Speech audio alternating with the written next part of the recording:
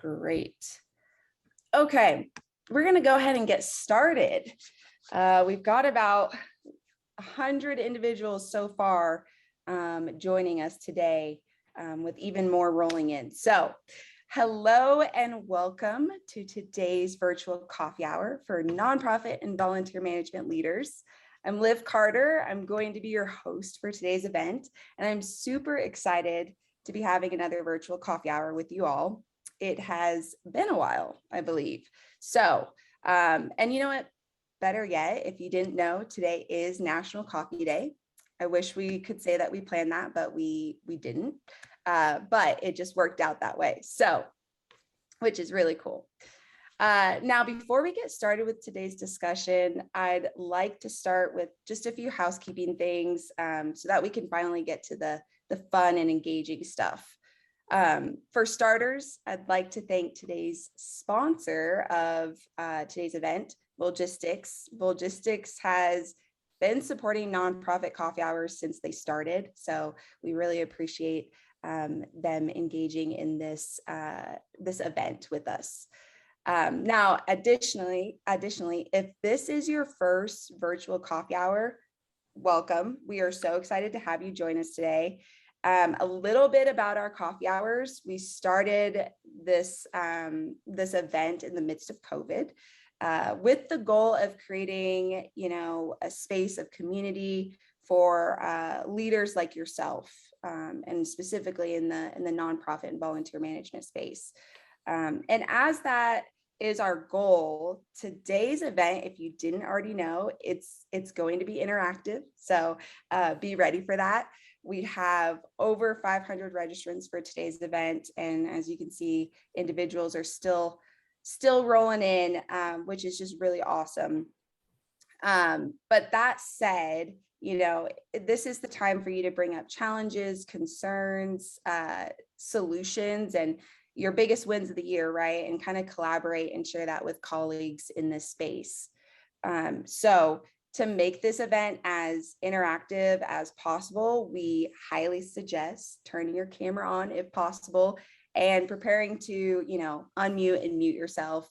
Maybe if you have a barky dog, maybe mute yourself. But if you have a question, unmute yourself. It's pretty simple like that. We will have breakout sessions so that we can kind of drill down to a little bit smaller of a group.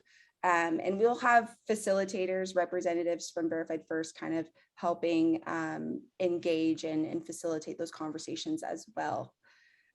So obviously we recommend the camera and the unmuting yourself to engage, but you can also use the chat function in your Zoom dashboard. There should be a chat functionality, so you can always submit something there if you have questions or thoughts or just want to say. So I'm doing it at 1 or 2:15. Yeah. So that's kind of the options: chat, camera, unmute, mute yourself. Now, kind of the last thing that I want to get to before we jump into things, there will be a pop-up survey at the end of today's event. Please, take just a minute or two and let us know what you thought about the event. It's been a while since we've done a coffee hour, and we want to hear, should we do more of them? Should we adjust things? We are all ears.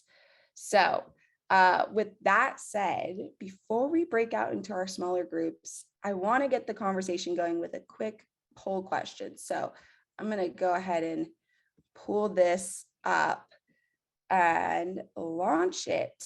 The question is, what area or areas of volunteer management systems do you need help with in the next 60 days?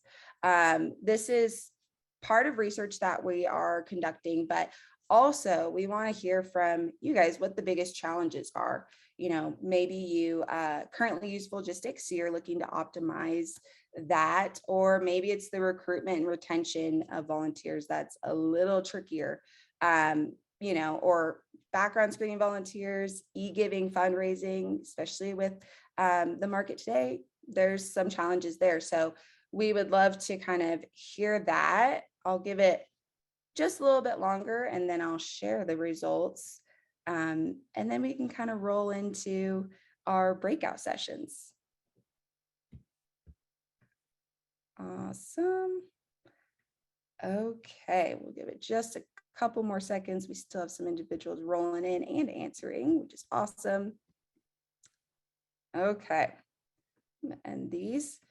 So just to kind of share the results with you all, looks like volunteer recruitment followed by volunteer retention are the highest kind of maybe challenges. So go ahead and take those into your breakout sessions. And I feel like there's a lot of good ideas and great solutions out there that you are all probably able to share with one another. All right, so with that said, we are going to break out into some breakout rooms. Let me just adjust this. We're going to have 5 breakout rooms, which is really awesome. Okay, so everyone will be moved into a room. We will reconvene as a whole group once we kind of, 30, 40 minutes after our discussions. Okay. To pop in and ask any current challenges that you're facing with your organization that maybe we just want to talk about. This forum is for you guys really to, kind of bat some ideas around, ask questions. What are you guys seeing in your field of expertise? What are you dealing with your volunteer organizations? How are you recruiting people? How are you retaining people? So I can continue to let questions, or we can let Kristen go. Hi guys. I'm Kristen Bernal. I'm the volunteer coordinator and grant writer for St. Paul in Oakland, California. And I had a question for everybody, actually. Is anybody working on anything with volunteer corps or working on grants to get like volunteer groups to get volunteer corps to sponsor some volunteers to come to your spaces? Has anybody had any history in doing that type of work? Okay, because that's what I'm struggling with right now. Right now at St. Vincent de Paul, I have the opposite problem where it's like, I have a ton of students. I would love to have some adults. So, and the student part, we engage with these students because one, we're around a lot of Catholic high schools who have classes in place for them to get hours so they can graduate. And then also there are some universities in the area who are faith-based, and we're able to like recruit some volunteers from them under the idea that they can get their student hours done here. I also reach out to probation officers and people who work with like a petty fines, like jaywalking, speeding tickets, stuff like that. Usually, people who work in the DA's office will give them the opportunity. Hopefully, this might be a California thing or a Bay Area thing too. But we also help folks who don't have the means to pay those fines off, that they can come here and pay off those fines by volunteering with us. What else? I always have a lot of good luck cold calling, just like corporations in my area, because they're always looking for things that help develop team building. You throw out that word team building, I'm sure you'll find somebody. I've had a lot of success with that. But yeah, so my number one thing right now is that I want to figure out how to recruit volunteers through one of these corps and figure out like what is the grant going to look like. I think the money that you need to recruit people from one of these corps is like anywhere between 24,000 and like 54, and that's like a good chunk of money too. That's it. That's my spiel. Thank you guys for listening. Appreciate that, Kristen. Thank you. Those are some very interesting challenges, and I'd be interested to find out if anybody else has any experience with those 2 points specifically, working with the volunteer corps or working with what that grant might look like. Does anybody have any experience with that they'd like to share? I don't think we're getting any takers on that. But that's a very interesting question, Kristen, and I will take it back to the main group channel so that I can drop that in and see if maybe somebody else in a different breakout room has some information that they would be able to share with you, because I think that's a very unique and interesting challenge. Thank you. Also, Yeah. just to piggyback, Tasha, what you said about staff reflecting volunteers, I never had the words to express that. So thank you for throwing that information out there. I'm definitely gonna use that as a stamp from now on. Thank you. Yeah, that's awesome. Tasha, you're doing an amazing job with your program. That's really, really very impressive. How long have you been working on developing that program, if you don't mind me asking? Because I know you said it had fallen apart.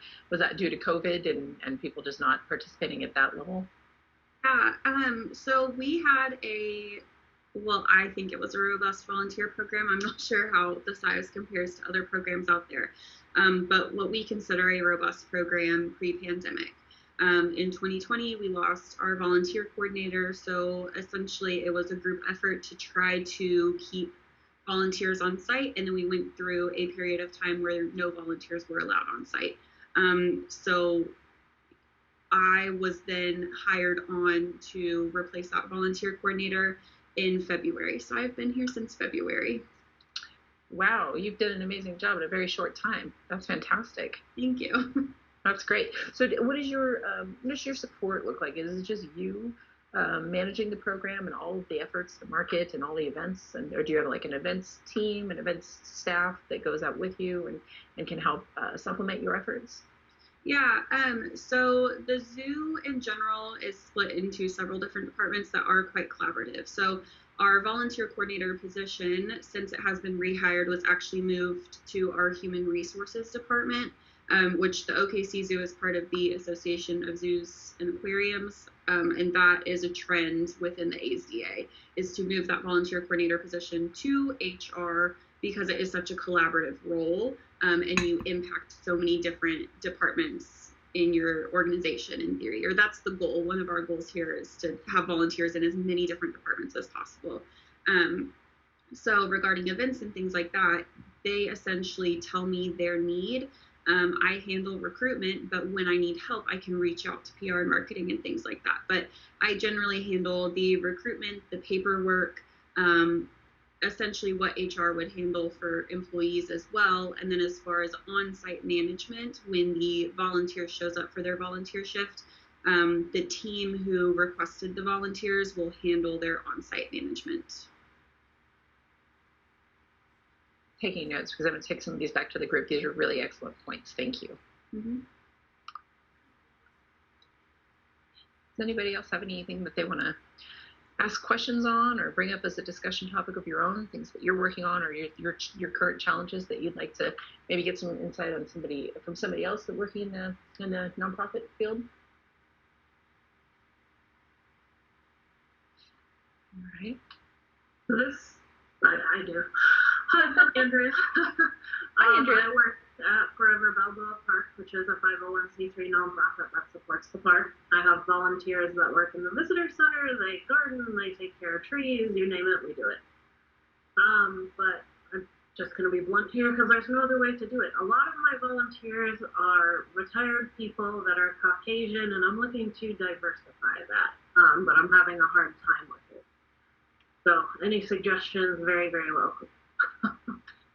That's a really great question, and that was actually one of the topics that we received as an intake question, was how do you diversify your volunteer staff? So if anybody has any successful tactics that they've employed to help diversify your staff, we'd love to hear your ideas and your suggestions and how you've gone about tackling that. Hi everyone, it's Sam here. I'm also with Verified First. I want to hear your guys' thoughts, but I did just want to point out Jasper did put a way to recruit high school students in the chat, kind of reach out to some high school teachers and actually presented in some of those classroom settings and was able to get some interest there. And even for the students who didn't end up volunteering, it still kind of exposed them and maybe will pique their interest for a later time. So I thought that was kind of a cool way to go about it. That's awesome. Thanks, Sam, for managing that. I appreciate that because I'm taking notes also. I'm doing the questions on the side, and I'm not looking at the chat. So I appreciate the fact that you are, and that's a really great point. Thank you. That's very cool. Does anybody else have any tips that they could share around diversification?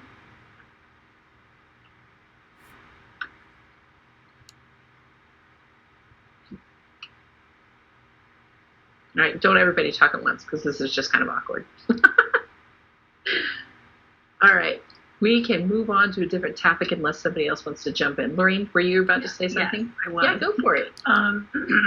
I think just us joining like service groups have been helpful, because there's such a variety of people that join some of those groups, even though they're all there to maybe raise funds for their own groups.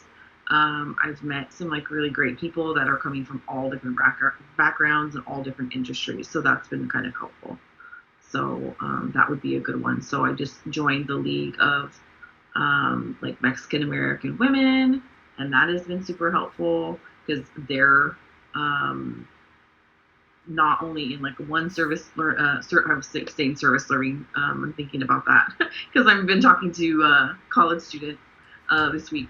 But service groups, so usually if they're joining one service group, they're joining multiple ones. So then that's a great way to network with other people that maybe you're not a part of that other group, but you get contacts that way. So that's really, really helpful, and that's been helpful to me. That's a really great strategy. And you get to have lunch, or like dinner or luncheon or something. That's great. Everybody needs to eat, right? Yeah. That's awesome. Well, thank you. Does anybody do participate in networking events? Do you host your own networking events at your place to kind of invite people to come learn about you? Or what does that look like in your world usually?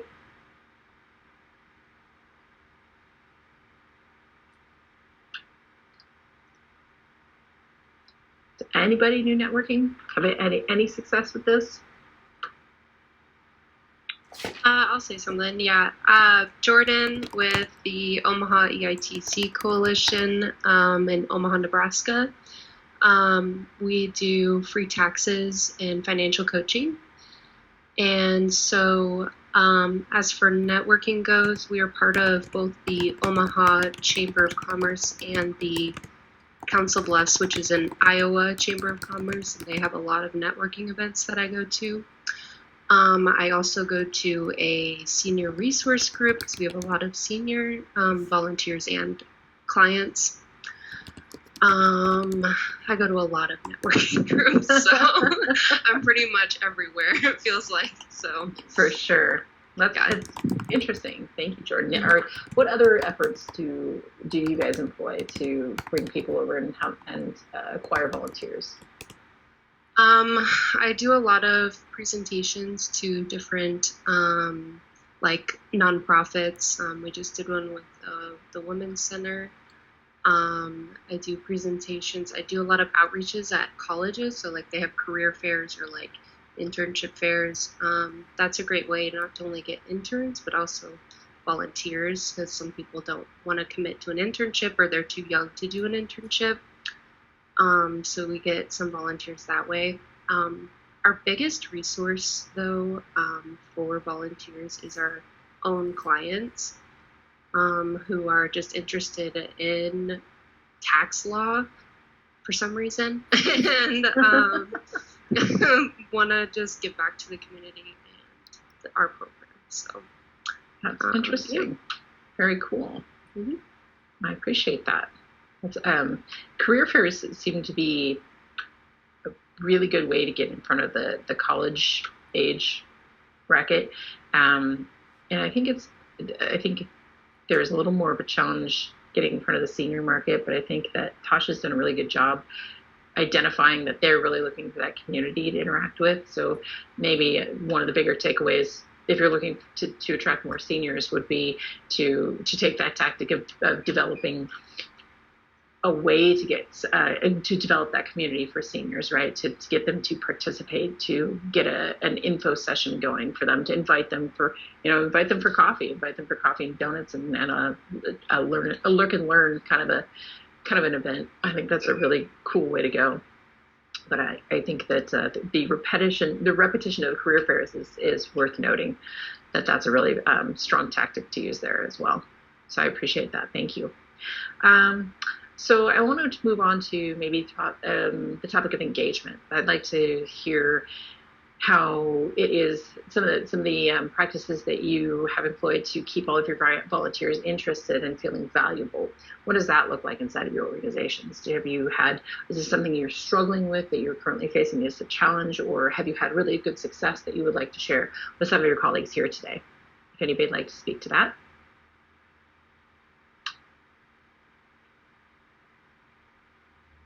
I can go again.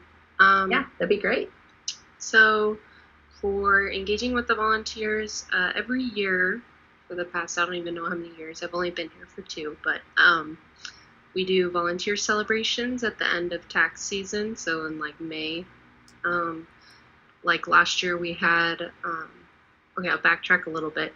We do each year for volunteer recruitment, we have a theme. So last year it was Grow for Good, so like kind of like plant-based. So at our volunteer celebration, we gave all of our volunteers like little gifts. It was like plants and like, kind of planty stuff.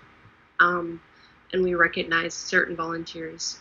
Something I'm actually going to implement this coming tax season for our volunteers is like a volunteer of the month, as well as some like little certificates at the end of the year too at our volunteer celebration to recognize each and every one of them individually. So that's really cool. I like the little plant idea. That's neat. Yeah. Where you grow it forward, right? Yeah. Do you guys have much success with anyone, not just you specifically, but is anyone having much success promoting their volunteer efforts and kind of shining a light on those individual volunteers or maybe a group of volunteers on social media? Are you guys having much success with that, or what does that look like for you guys? Go ahead. Hi guys, me again. Yes, and I'm actually very happy about this. So volunteer recruitment has gone further. So here at St. Vincent de Paul, let me go back. We are a homeless shelter. We provide a dining room volunteer opportunity where folks can go and volunteer in there, and we also offer a community center. In between those two things, we have a workforce program. And just by word of mouth, really, from just seeing these people in our workforce program go in and out of like our buildings, folks have asked like, well, who are these people? And when we talk about like, who they are, we've been able to recruit 7 people from the community who've already been volunteering here to help with finding jobs, with retention, with cover letters, with mock interviews, and things like this. And I think that one of the main reasons why we've been able to kind of like pull people out from volunteering in our dining room into more specific things like our workforce program is because when people ask a question, just asking who these people are, we engage with the first question, asking like, these are who they are. Is there anything that you would like to do, or like is there anything that you can see that would be beneficial to like helping these people or like helping these folks propel themselves? So I give volunteers, as part of engaging with them, a moment to tell me what do they see that we can do better, or that they would want to be a part of to develop more. And so far it has been folks wanting to engage in our workforce programs, helping folks get more sustainable jobs. So yeah, I like honestly just like give the ball to their corner and ask them like, you're out there, you're talking with people, you're engaging with these folks as well. What are you hearing? Like, what is activating you? What is like planting the seed? And so far it has worked out, and our workforce program has had about a 75% satisfaction and increasement of folks being able to go into the workforce. So it really works to be able to like ask folks their opinion on what they might see that needs to be done, because then later on you can use their labor in the stuff that they talked about. Yeah. So there's my piece. Sorry. That's great. That's really great. Thank you for sharing that. That's really cool. I love to hear success stories about, you know, what is working, what has driven a higher engagement level and a higher level of participation. Does anybody else have a success story that they would like to share with us? What's going really well, what's really working, and how it's benefiting your organization and your goals? I wanted to dig just a little bit deeper into what you were saying, kind of about asking for feedback. Do you have any examples of a time when someone came with feedback and you kind of implemented it start to finish, and what that looked like? Yeah, so our last one we had for Engage, last comments I had were for somebody who is a retiree from an agronomics firm. And so their big thing was like, they came to talk to me, and I asked them, you're in the kitchen all the time. Do you see things that can be streamlined better so people don't hurt their backs? And that's how kind of the conversation started. And she started to talk to me about what she would want to see done, and like what she would like to see, what measures she'd like to be in place. So for us, that was like bringing schools in, making sure that like there's places for folks to sit where they can do the same amount of work, but do so in a place where they won't be injured, or like elevating our dish sinks so like folks don't have to like bend down half of their bodies to go in there. And it was, she felt engaged, she felt great about it, and she ended up volunteering there for a very long time because of that. So for me, we've been successful in giving people the chance to give us their feedback, because so far the way I explain it, it's never been like how can we fix it, it's just like how can we make it better. And so far it's always been a positive thing. Nobody's come back with me saying, we can make it better if you tell this volunteer to leave.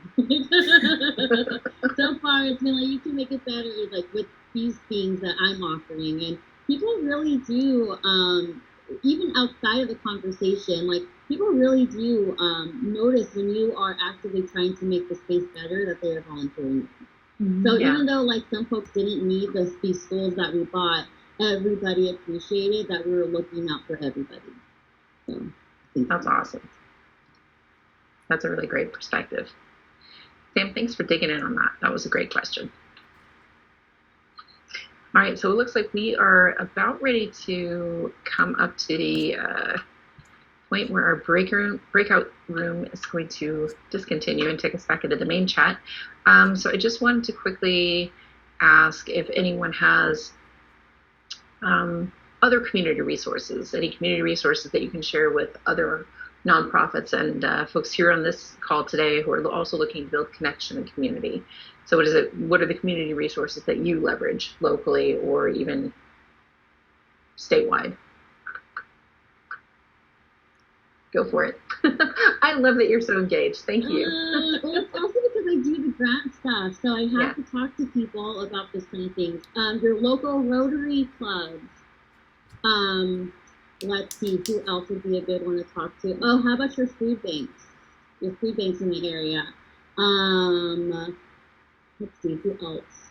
Oh, is anybody talking to also like their local banks and things like that? Because it's weird how many local banks not only want to volunteer their time, but then they get in there and they get inoculated, and then they want to volunteer their money. That's true. And they also can be a really good host for events. I used to do a lot of networking, and the banks are always the first one to step up and say, if you want to do a networking event for your organization, let me know. We will open our lobby to you. We will host it. We will provide the snacks, anything. So that's a really great resource is local banks and food banks. Does anybody else have any local community resources that they could share with the group that we haven't already talked about? What you're finding success with?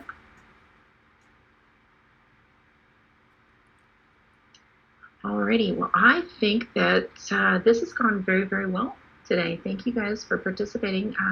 Sam, I don't mean to put you on the spot, but did you have any maybe top 2 or 3 takeaways from our discussion here today that we can kind of pull out for everybody to jot down as we're getting ready to pop back out? Yeah, I can share kind of what I see as some big takeaways, and then I think we'll probably go back to the main group and then kind of share these again and hear what the other groups talked about, so that'll be helpful too to kind of get a different perspective. I'd say kind of the top takeaway I listened to was kind of different ways to recruit different generations. So, you know, for that younger group, maybe even going into schools, talking to them as you get a little bit older, going to college fairs, and then to diversify your organization the most. It sounds like going to different service groups can be a great way, because I can't remember who brought it up, but you know, if someone's involved in one service group, there's a good chance they're involved in others, and so it's a great way to network. And then the other takeaway I would say would be just asking volunteers what they see as something that can be improved. And then also a gap that it sounds like is looking into grants. I don't know if I'm explaining that to the best of the ability, but I didn't really hear any answers when we kind of brought those questions up. So that's something that we can kind of think about, and then, you know, maybe you guys connect with each other at a later date if you find out any more information about that. That's great. Thank you. All right, so I think we have a couple more minutes. I was just chatting with our marketing manager, and she said we're going to pop back into the main room in about 4 minutes.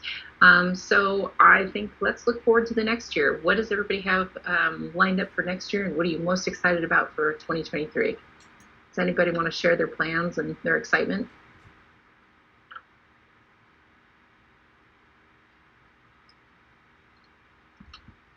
You guys are so quiet today. Debbie, I've seen you smiling the whole time. Do you have something that you're excited about for the next year that you'd like to share with us?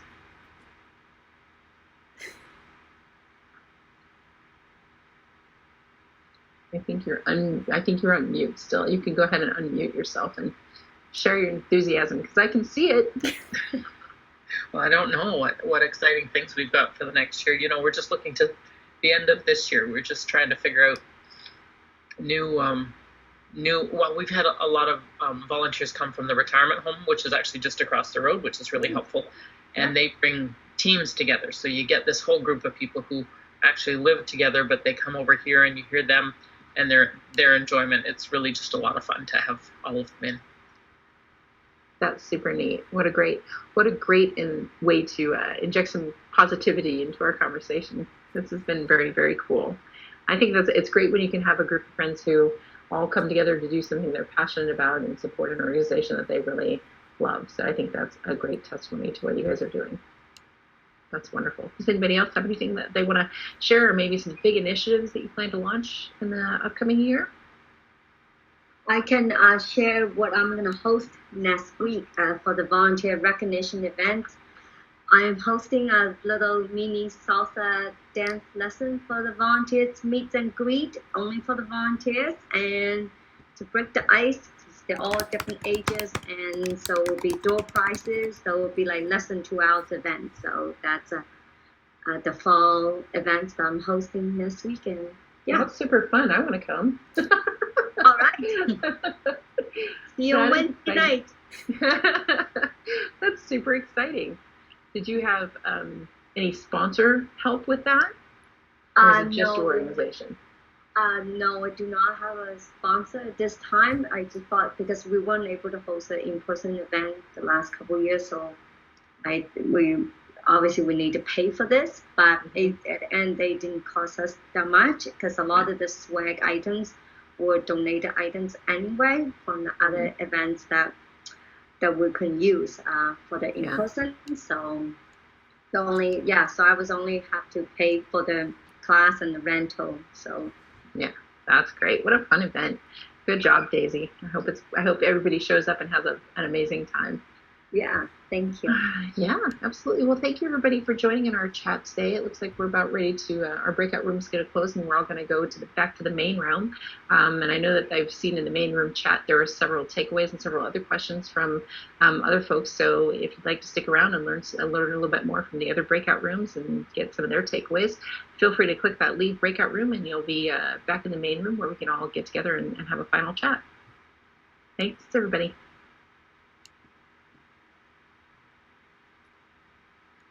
This meeting is being recorded. Hello, everyone. We will give just a few more seconds and have everyone kind of rejoin the main discussion group.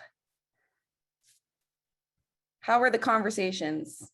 Thumbs up, thumbs down. I'm seeing thumbs up, head nods. Nice. Great. Glad to hear that. Glad to hear. All right. As everyone kind of trickles back into the main group, I would love to open the floor to anyone to kind of share any feedback or insight or things shared in their group. If there was, kind of a takeaway or a tip you learned today from a colleague and you want to share it, like go ahead and unmute yourself or raise your hand and kind of share it with the group. I could jump in just real quick. We had a great conversation in our group. I thought there was a lot of good topics that we had. The thing the biggest takeaway for me was that there seems to be a real, a couple of things. One is there's a shortage of volunteers and finding them, and that there's been a real demographic shift in the volunteers that are there, and there has to be a little bit of a cultural change. And so we had a lot of just interesting ideas about how do we recruit some of those younger volunteers, because some of the older ones they've kind of been aged out. So how can you go out and do some recruiting for those? And a lot of the good ideas were working with local high schools and colleges, especially ones that have requirements for community service. And that a lot of the different nonprofits that are out there have been utilizing that, and it's helping to make up the gap. There's still a ways to go, but it's been a real beneficial thing, and it seems like more of these institutions are eager to help their students get volunteering activities. Yeah, that's great. Thanks for sharing, David. I know our group also talked about different generations in the volunteer space. Any other rooms have that conversation? Yeah, we talked about that as well in our group, and they kind of dived into specific ways to kind of target different generations. So with younger groups, there is an example of going into high school classrooms and just talking to students to pique their engagement. And then as people get older, going to college fairs, and then to kind of get just a diverse group in general. So not just different age groups, but different cultural backgrounds and different industries. Just finding service groups in your area is a great way to network. And then also, as the volunteer pointed out, if they're involved in one group, there's a good chance they're involved in others. And so they might be able to cast a wider net. That's great. That's great. Yeah. Beyond age, thinking industry and backgrounds. That's awesome. Lily, I saw you had your hand up for a second. Did you have something you wanted to share? It was a follow-up to some of our discussion. One of the things that Ashley had talked about that I had really liked and wanted to know more information about was that they take photos of the volunteers, so that way staff are prepared to introduce themselves, I believe. I'm sure Ashley could talk more about it, but I thought it was such a cool thing, so I was asking more with our group information about that. Yeah, can I add to that real quick? Because I thought Ashley also had some really good examples of how she onboards volunteers to make sure that they feel like they're connected to the organization, to their cohorts, to their supervisor, and how that makes a difference with longevity for the volunteer as well. Yeah, that's great. Any other kind of big takeaways from discussions today?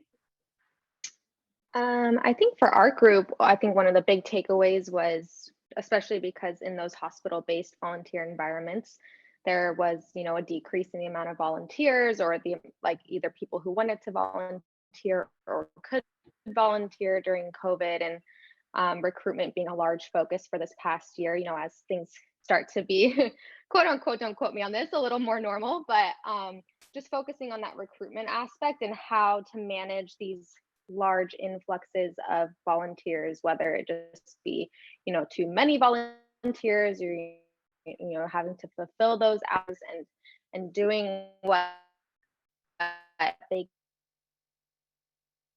can to kind of speed up and into volunteers. So whether that was, doing larger groups of volunteer onboarding, or, doing half virtual, half in person, all virtual onboarding, a discussion on how building back up their volunteer program. Yeah, that's awesome. That's awesome. We spent quite a bit of time talking about volunteer recruitment as well in our group discussion. Any other thoughts, discussion items, any questions that maybe didn't get addressed in your breakout session, but you kind of want to tap the mind of the larger group? I have a question. I'd Yeah. like to know if there are any hospital-based volunteer professionals on the line who have a advisory committee set up that they're working with within their hospitals. And if so, if they would send me a message, I'd love to connect with them. I'm trying to plan accordingly to do something like that here at my hospital. Yeah. Sherry, what kind of an advisory committee? Like one that talks to the entire hospital that is on that, or specifically for volunteer services? Specifically for volunteer services. This is Sarah Walker from Holy Cross Health. I have a pretty active volunteer advisory committee.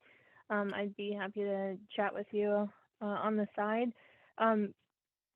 Unfortunately, I am only on phone because I've been moving around all day. Are you able to give me a contact number or something for reaching out? Yes. So Sarah, would you like for me to, is this your cell phone that you're on? Does it show up 301-785-0128? Yes. Yeah, that's me. If you want to call me anytime, feel free. Okay, I'll send you a message via that way. Yes, I'll send you a message. Thank you so much. Sure. We also have Ashley Thompson. You mentioned you would love to hear from others who have recruitment messages /themes /slogans that have resonated with your volunteers. Anyone have any thoughts on that? I see Paul kind of has some comments in the chat. I was going to say, give back to your community, really stress your, and let them know that this is part of their group. Help people in your community. That helps out a lot. Yeah, that's awesome. Well, we are just about at our time. So I have a quick question. Oh, yes. Sorry. Do you guys ever find that when you're giving orientation, you go longer than you're supposed to? Because you talk about stories or you're so passionate. I do not know how to stop talking or bringing up stories when I do my orientation. Does anybody have a suggestion besides like putting a timer? No, you just got to keep telling those stories because that's the thing that gets people. Like your orientation needs to be longer. That's all. Long orientations, and yeah, I have my watch goes off every half an hour. So I know my orientations are an hour and a half long though, but I fall into the same issue of stories, and I like to talk. So there's that.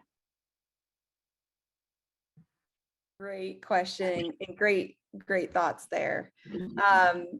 We are approaching our time, but I'm going to drop a link in the chat. We do have a Facebook group available. So if you are on Facebook, that's kind of where, we don't have these virtual coffee hours as often as we would like to. We would love to have them all the time. So that's kind of another option of a way to get connected, to talk about some of the things discussed in your breakout session or find out what was discussed in another breakout session. So highly encourage you to kind of access that. We'll include it in our recording email as well, so you can all access it. Let me get off this webinar. And then again, I want to thank our sponsor, Logistics, for sponsoring this event, but I also want to just thank you guys. I need you to see this. Time out of your day to come together as a community and facilitate conversation and get to know one another. I think you guys do so much, and I have so much respect for you all. And I very much appreciate it. And I think I can speak to everyone that joined this call. Your insight and your opinions and experience meant a lot to our discussions. So on that note, again, we're going to have a pop-up survey that's going to pop up shortly after I end this call, but it was so great having you all. And I hope you guys have a great rest of the best Thursday of the week today. So until next time, we'll see you guys.